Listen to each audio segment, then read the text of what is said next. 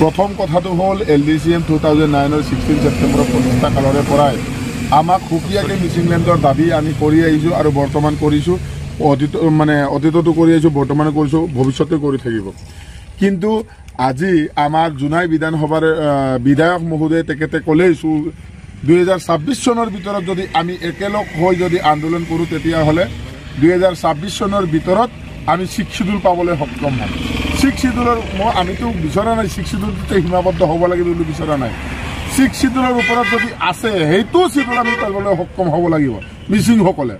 গতিকে কালেক্টিভলি আমি আন্দোলন কৰিবৰ কাৰণে LDCMে আজি ইমান বছৰে আন্দোলন কৰাৰ পিছত আজি মিচিং বানেকাবাং অভিভাৱক সংগঠন মিচিং বানেকাবাঙৰ লগত আমি আলোচনা কৰিছোঁ। সেইমতে আজি সিদ্ধান্তত উপনীত হৈছোঁ। আমি 26ৰ ভিতৰতে পাব লাগে বুলি কোৱা নাই, আমাকতো দিব লাগে কাইলৈ বা পৰহিৰ ভিতৰতে দিব লাগে যদি পাৰে গভৰ্ণমেণ্টে। কিন্তু গভৰ্ণমেণ্টৰ কিছুমান ৰুল থাকে, গভৰ্ণমেণ্টত যিসকলে জড়িত হৈ আছে তেখেতসকলে ভালকৈ জানে মিচিংসকলে 6 শিডিউল পোৱাৰ যোগ্যতা আছেনে নাই, আৰু এই 6 শিডিউল পোৱাৰ যোগ্যতা আছেনে নাই তেখেত ৰাইজে ডিচাইড কৰিব আমি পোৱাৰ যোগ্যতা আছেনে নাই, হয়নে নহয়। গতিকে তাক যদি সোনকালে দিয়ে 26 চনৰ আগত যদি আমাক 6 শিডিউল দিয়ে তেতিয়াহ'লে আমি উপকৃত হ'ম। আমি বিচাৰিছোঁ আপোনালোকৰ মাধ্যমেদি জনাব বিচাৰিছোঁ জোনাইতে হওক বা মিচিং অধ্যুষিত এলেকাত কোনোবাই যিকোনো জাতি ৰাজনৈতিক দলে সৃষ্টি নকৰক কিয়, মিচিঙৰ প্ৰভাৱ বা মিচিঙৰ যিটো ডিমাণ্ড সেইবোৰত ইফেক্ট বা যিটো বেয়া কুপ্ৰভাৱ পৰিব পাৰে সেইখিনি কোনো এটা দল সংগঠনকে আমি ইয়াত সৃষ্টি হ'বলৈ নিদিওঁ। স্পষ্ট কথা এইটো। ইয়াত জনজাগৰণেই হওক, জাতীয় জনজাগৰণেই হওক, জোনাইতে হওক, শদিয়াতে হওক, বুৰৈ বুৰুলিতে হওক, মিচিঙৰ যিকোনো জেগাত জাতীয় সংগঠন বা বানেকাবাঙৰ বিৰুদ্ধে যদি কোনোবাই মাত মাতে তাৰ কাৰণে তাক প্ৰতিৰোধ কৰিবৰ কাৰণে LDCM প্ৰথম আৰু সদায় থাকিব, আগত থাকিব আৰু দমন কৰিমেই, সেইটো স্পষ্ট কথা। যিহেতু আজিৰ তাৰিখত আমি একগোট নোহোৱাৰ কাৰণে বা মিচিংসকলে একগোট নোহোৱাৰ কাৰণে যিবোৰ সমস্যাৰ সৃষ্টি হৈ আছে, মই আজি এটা কথা স্পষ্ট কৰিব বিচাৰিছোঁ, আপোনালোকে কংগ্ৰেছেই কৰক, BJPয়ে কৰক, যিকোনো ৰাজনৈতিক দলেই নকৰক কিয়, কিন্তু জাতিৰ সমস্যাত আপোনালোকে একগোট হ'ব লাগে। আজি মিচিং অট'নমাছ কাউন্সিলত 36 সমষ্টিৰ পৰা 40টা এটা 4টা সমষ্টি বৃদ্ধি কৰি দিয়াৰ পিছত অনা মিচিংসকলে যিখিনি ৰূপ দেখুৱাইছে আমাৰ ওপৰত, অনা মিচিংসকলৰ ওপৰত যিখিনি ৰূপ দেখুৱাইছে তাক আমি সম্পূৰ্ণৰূপে প্ৰতিহত কৰিবৰ কাৰণে তাত থকা মিচিং কংগ্ৰেছীয়ে হওক বা AGP কংগ্ৰেছীয়ে বা মিচিঙেই হওক গোটেইকেইটা একগোট হৈ আমি আন্দোলন কৰি যাব লাগিব। অন্যথা আমাৰ মিচিং জাতিৰ অস্তিত্ব একেবাৰে বিলীন হোৱাৰ দিকে। সেয়েহে মই আহ্বান জনাব বিচাৰিছোঁ, ইয়াত যিকোনো জনজাগৰণেই হওক বা অন্যান্যই হওক, আজি যিটো জাতিৰ সংকট বা জাতিৰ প্ৰাপ্য অধিকাৰ পোৱাৰ সময় আহিছে তাক আপোনালোকে আঁকোৱালি লওক। অন্যথা তাত ইয়াৰ বিৰোধিতা যদি কৰে তেতিয়াহ'লে ইয়াৰ পৰিণাম কিন্তু ভয়ংকৰ হ'ব। এইটো LDCMৰ ফালৰ পৰা আমি অৱগত কৰিব বিচাৰিছোঁ। হ'ল এটা বানেকাবাং, এটা আমাৰ সমাজৰ ভিতৰত পিতৃ সংগঠন আছে, বানেকাবাং আছে।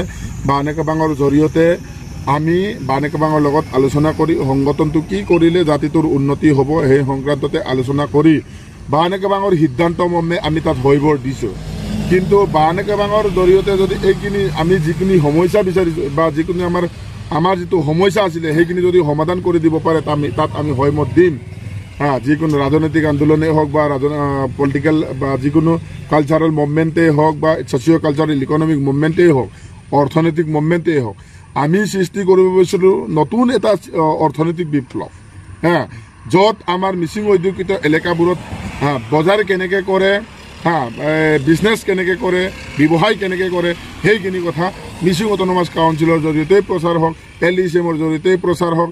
আমি আজি ৰিজাৰ্ভ কৰিছোঁ, আমাৰ ৰিজাৰ্ভ কৰাৰ পিছত 6 শিডিউল বা 26 চনৰ ভিতৰত যদি মিচিং অট'নমাছ কাউন্সিলে যিখিনি বিচাৰিছে তাক যদি পায় তাত আমি সম্পূৰ্ণ উপকৃত হ'ম। যদি নাপায় তাত আমি মিচিং অট'নমাছ কাউন্সিলে বা মিচিঙৰ বানেকাবাঙেই হওক বা অট'নমাছ কাউন্সিলেই হওক বা PMPK MMK মিমাকাবাঙেই হওক প্ৰতিনিধিসকলৰ লগত আলোচনা কৰি যিকোনো সিদ্ধান্ত ল'বলৈ বাধ্য হ'ম। আজি গোটেই পৃথিৱীতে আপোনালোকে জানে নিজৰ নিজৰ অধিকাৰৰ বাবে সি সাৰ্বভৌমত্বই হওক বা পৃথক ৰাজ্যই হওক বা বিভিন্ন ধৰণৰ দাবীয়ে হওক সহস্ৰ সংগ্ৰাম কৰি আহিছে, কিন্তু আমি দেখিছোঁ যে প্ৰতিটো সহস্ৰ সংগ্ৰাম সফল হোৱা নাই। তেওঁলোকে পতনেই হৈছে আৰু তেওঁলোকে ধ্বংসই হৈছে। আৰু কিন্তু অসমতো আমি দেখিছোঁ বা উত্তৰ পূৰ্বাঞ্চল দেখিছোঁ, তেওঁলোকেও এতিয়ালৈকে এই ক্ষেত্ৰত সফল হ'ব পৰা নাই। হয়, মুহূৰ্তৰ কাৰণে সফল হৈছে, কিন্তু পিছ মুহূৰ্ততে তেওঁলোকে যি জনগোষ্ঠীৰ কাৰণে সংগ্ৰাম কৰিছে সেই জনগোষ্ঠী বিভক্ত আমি দেখিবলৈ পাইছোঁ। ঠিক তেনেধৰণে সেই পদ্ধতিৰেই মিচিং সমাজৰ যিবিলাক ৰাজনৈতিক অধিকাৰ তেওঁলোকে প্ৰাপ্তিৰ বাবে তেওঁলোকেও বন্দুক তুলি লোৱাৰ এটা সিদ্ধান্ত লৈছিলে। LDCM নামৰ যিটো এচাম যুৱকে মিচিং সমাজৰ, কিন্তু তেওঁলোকে উপলব্ধি কৰিছে যে তেওঁলোকে এই পথেৰে যোৱাটো ভুল হৈছিলে, আৰু তেওঁলোকে মিচিং বান একেমাৰৰ লগত যোগাযোগ কৰি তেওঁলোকে প্ৰস্তাৱ দিলে যে আমি মূল সুঁতিৰ লগত আমি মিলি যাব বিচাৰোঁ। মূল সুঁতিৰ যিটো মূল সংগ্ৰামৰ লগতে তেওঁলোকে একেলগে আন্দোলন কৰাৰ ইচ্ছা প্ৰকাশ কৰিলে। এনেদৰে মই আমাৰ জাতীয় সংগঠনবিলাকক এই প্ৰস্তাৱ সম্পৰ্কে অৱগত কৰিলোঁ। তেওঁলোকে এই ক্ষেত্ৰতে সন্মতি প্ৰকাশ কৰিলে, আৰু এনেধৰণে বহুবাৰ আলোচনা হোৱাৰ পাছত যিবিলাক কি ধৰণে তেওঁলোকে আমাৰ লগত চামিল হোৱাৰ পাছত কি ধৰণে কাম কৰিব, সেই ধৰণৰ বিষয়বিলাক আলোচনা কৰি আজি সৱশেষত আজি মিচিং বাণী কেবাঙৰ যিটো সাধাৰণ সভা, এই সাধাৰণ সভাত আমাৰ বিভিন্ন জাতীয় সংগঠনৰ প্ৰতিনিধি আছে, বা আমাৰ যিটো বংশ যিবিলাক সংগঠন আছে মিচিং সমাজৰ, এই সংগঠনৰ সকলো প্ৰতিনিধি উপস্থিত আছিলে।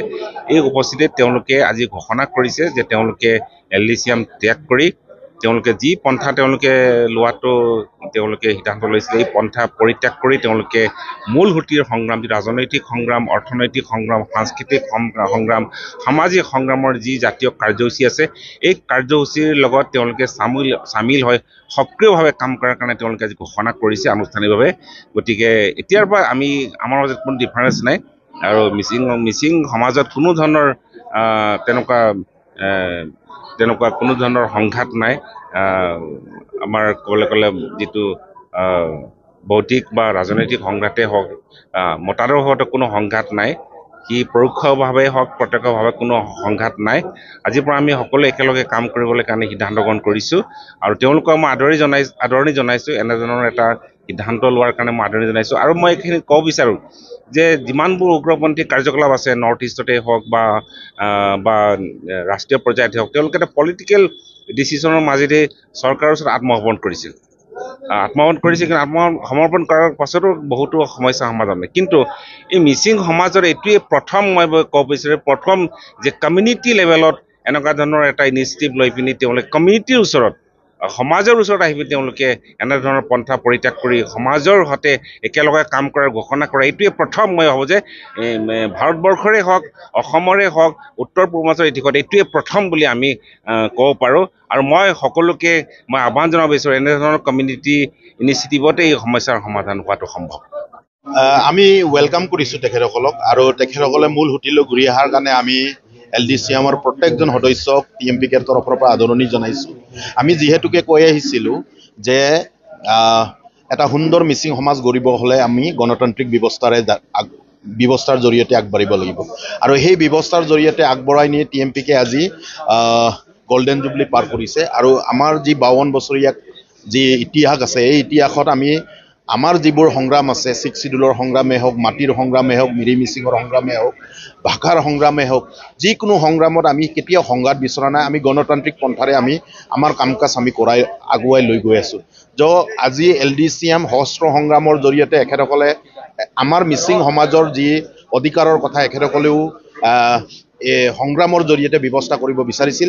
সহস্ৰ সংগ্ৰামৰ জৰিয়তে তেখেতসকলে মূল সুঁতিলৈ ঘূৰি আহিছে যে TMPKৰ বা মিচিং অপুন কেবাঙৰ, বানে কেবাং, দ্ৰিবি কেবাং, আগম কেবাং, MMK, মিমা কেবাং, TMPKৰ যি আদৰ্শ, এই আদৰ্শক সৰুগত কৰি আজি তেখেতসকলে আমাৰ মাজলৈ মূল সুঁতিলৈ আহিছে। তেখেতসকলক আমি আদৰণি জনাইছোঁ, আৰু আমি ভাবোঁ, এতিয়াও আমি ক'ব বিচাৰোঁ যে অনাগত দিনতো আমি মিচিং সমাজক এটা গণতান্ত্ৰিক পন্থাৰে আগুৱাই নিয়াৰ পোষকতা কৰোঁ, আৰু অনাগত দিনত আমি এখেতসকলক লগত লৈ, যি এতিয়া সহস্ৰ সংগ্ৰাম এৰি আজি আমাৰ মূল সুঁতিলৈ আহিছে, এখেতসকলক লগত লৈ আমাৰ যি সংগ্ৰাম আছে, এই সংগ্ৰামটোক আমি আগুৱাই নিয়াৰ চেষ্টা কৰিম।